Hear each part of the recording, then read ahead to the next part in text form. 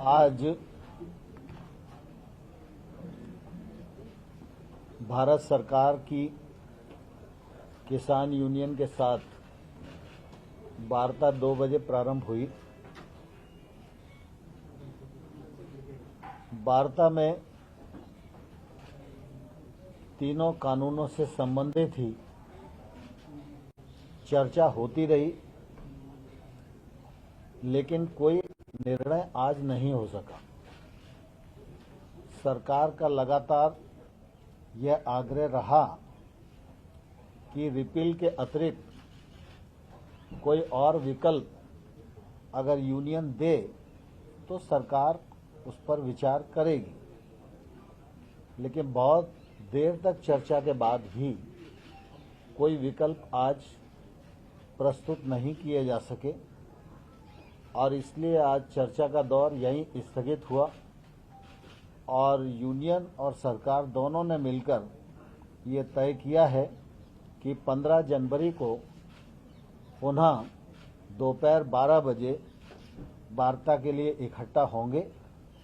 वो लोग भी अपने यहाँ बात करेंगे, हम लोग भी अपने यहाँ बात करेंगे और मुझे आशा है कि 15 तारीख की जो बैठक होगी उसमें कोई समाधान ढूंढने में हम लोग सफल होंगे। सर, क्या 15 तारीख को जब आएंगे तो फिर किसानों ने ये आश्वासन दिया कि कोई नए विकल्प लेकर आएंगे, कैसे तो जवाब कह रहे हैं? स्वाभाविक रूप से अंदर जब चर्चा होती है तो बहुत सारी बातें होती हैं और उन सब बातों को सार्वजनिक करना उचित नहीं होता, लेकिन जब चर्चा हुई और चर्चा में निर्णय तक नहीं पहुंच सके तो निश्चित रूप से कई विषय ऐसे हैं जो उनके भी ध्यान में आए, कई विषय ऐसे हैं जो हमारे भी ध्यान में आए। तो इसलिए जब अगली चर्चा होगी तो अगली चर्चा में वो सब बातचीत करके ही दोनों पक्ष बैठेंगे। जैसे कुछ किसानों का कह रहे हैं कि ये राज्यों पर छोड़ दिया जाना चाहिए कि वो कानून बनाए कृषि को लेकर, केंद्र सरकार अपने कानून रद्द कर दे। क्या इस तरह का कोई ऑप्शन है? नहीं ब्रह्मा जी, आप कह रहे हो, लेकिन बैठक में किसी भी किसान नेता ने इस प्रकार का प्रस्ताव नहीं दिया। सरकार ने बार बार यह कहा है और अनुरोध किया है कि वो कुछ वैकल्पिक प्रस्ताव देंगे तो सरकार उन पर जरूर विचार करेगी। तो सर, ये विचार करने वाला प्रस्ताव है क्या? अगर ये ऐसा विचार वो किसान यूनियन की तरफ से आना चाहिए ना प्रशांत जी, मेरे और आपके प्रस्ताव से कुछ होने वाला नहीं है। सरकार संत गुरु बाबा लखा सिंह को अप्रोच कर रही, क्या अभी भी लगता है कि ये हमने नहीं केवल दिखोगा? देखिए, हमने सीधा अप्रोच किसी को नहीं किया। कृषि कानूनों पर आंदोलन है, आंदोलन के जो पक्षकार हैं उनका मानना यह है कि ये कानून निरस्त किए जाने योग्य हैं।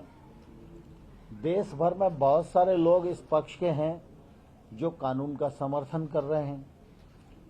तो जो निरस्त किए जाने के पक्ष में हैं उन यूनियन से भी लगातार सरकार सम्मानपूर्वक वार्ता कर रही है।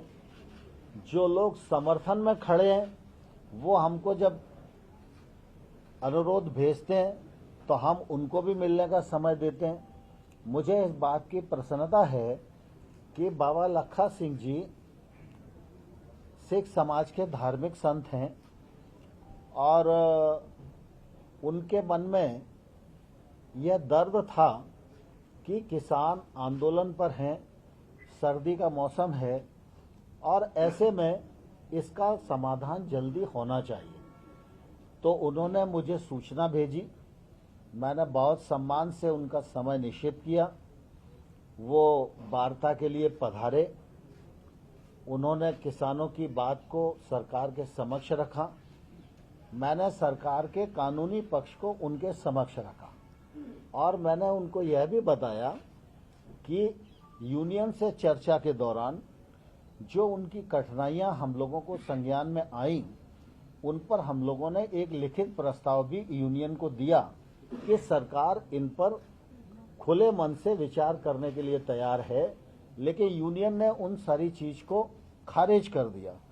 और मैंने उनसे ये प्रार्थना की कि आप यूनियंस के लीडर्स से बात करें, यूनियन के लीडर रिपील के अतिरिक्त जो भी विचार व्यक्त करते हैं वो सीधा हमको विचार व्यक्त करें, हमको प्रस्ताव दें, अथवा वो अगर आपको भी कोई प्रस्ताव देते हैं और आप हमको कन्वे करते हैं तो भी निश्चित रूप से हम विचार करेंगे।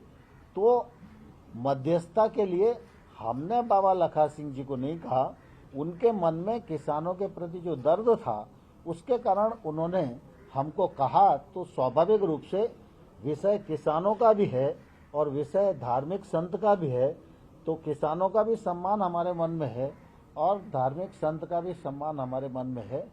इसलिए बाबा लखा सिंह जी से बहुत अच्छे वातावरण में चर्चा हुई और मुझे आशा है कि शायद उन्होंने संबंधित लोगों से बात की हो। जो किसान संगठन आपको समर्थन देते रहे हैं, आपसे मिलते रहे हैं, अगली बैठक में क्या उनको भी बुलाया जाएगा? बहुत सारे संगठन मिले हैं आपसे समर्थन। देखिए, अभी इस प्रकार का कोई विचार नहीं है। अभी जो आंदोलनकारी पक्ष है हम उसी से बातचीत कर रहे हैं। अगर आवश्यकता पड़ेगी तो आने वाले कल में सरकार इस दिशा में विचार कर सकती है, लेकिन अभी कोई ऐसा विचार नहीं है। सर, राहुल का कहना है कि कहीं ना कहीं सरकार ने कहा है कि अब जो डिसीजन है वो सुप्रीम कोर्ट पे छोड़ देना चाहिए। देखिए, दरअसल क्या है कि सरकार ने ये नहीं कहा।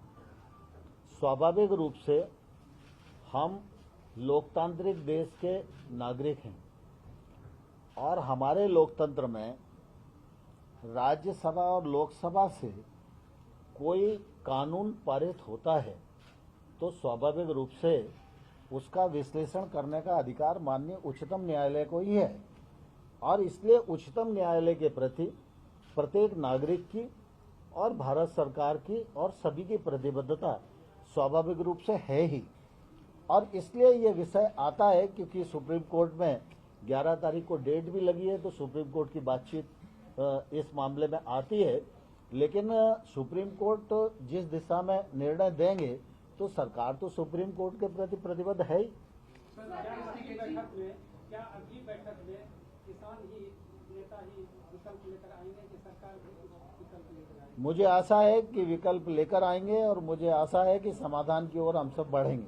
राकेश टिकैत जी कह रहे हैं कि हम तो कई सालों के लिए अगले 2 साल तक के लिए हम तैयारी कर रहे हैं, मीडिया से बात करके कह रहे हैं। क्या उन्होंने ये बात आपके सामने भी कही? देखिए, दरअसल मेरे सामने तो नहीं कही, लेकिन स्वाभाविक रूप से अभिव्यक्ति की स्वतंत्रता सबको है। सर, पहले हमने yes और no वाला government ready to set up an informal group between the farmers, unions and the government side so that some point of convergence can be created?